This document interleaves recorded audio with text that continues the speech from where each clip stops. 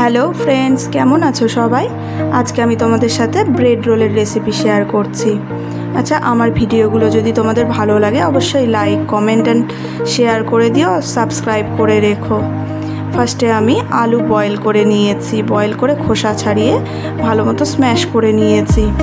আচ্ছা, তোমরা যদি খোসা ছাড়ানো আলু বয়েল করতে চাও সেটাও হবে। এখানে আমি নিয়েছি নুন, আমচুর পাউডার, কাশ্মীরি মির্চ পাউডার, জিরা গুঁড়ো আর ম্যাজিক মশলা। এবার এক এক করে সবগুলো ওর মধ্যে দিয়ে দেবো। সবগুলো 1 টিস্পুন করে নিয়েছিলাম। আর দিয়ে দেবো এবার কুচানো পেঁয়াজ। এখানে আমি 2টো ছোটো সাইজের পেঁয়াজ নিয়েছি আর 3টে কাঁচা লঙ্কা কুচিয়ে নিয়েছি।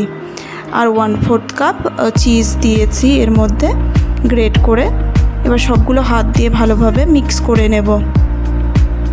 তারপর হাতটা পরিষ্কার করে ধুয়ে হাত মুছে হাতের মধ্যে একটু তেল লাগিয়ে নিয়ে আলুগুলোকে শেপ দিয়ে দেব। দেখো ভিডিওতে যেরকম আমি শেপ দিয়েছি সেই রকম শেপ করে নিতে হবে।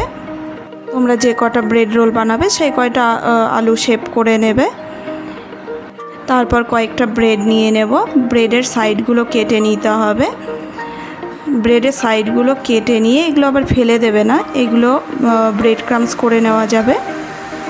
এবার একটি প্লেটে জল নিয়ে নেব। এবার এক এক করে ব্রেডগুলো জলের মধ্যে দিয়ে এই পাশাপাশ করে সোক করে নিতে হবে।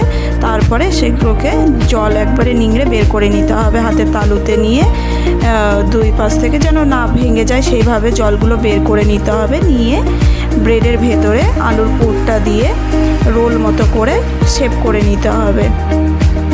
ব্রেডটা নরম হওয়ার জন্য খুব ভালোভাবে শেপ হয়ে যাবে, অসুবিধা হবে না। এইভাবে সবগুলো শেপ করে নেব। নিয়ে কড়াইয়ে তেল গরম করে মিডিয়াম ফ্লেম করে এবার সবগুলো এক এক করে ভেজে নেব। রোলগুলো গোল্ডেন ব্রাউন হওয়া অবধি ফ্রাই করে নেব। তারপরে উঠিয়ে নেব এক এক করে। এবার গরম গরম সার্ভ করে নেব। এটা খুব সহজ একটা রেসিপি, সন্ধেবেলা খুব কম উপকরণ দিয়ে খুব তাড়াতাড়ি বানিয়ে নিতে পারো তোমরা। আচ্ছা, আমার ভিডিওগুলো যদি তোমাদের ভালো লাগে অবশ্যই লাইক করে দিও। Thank you.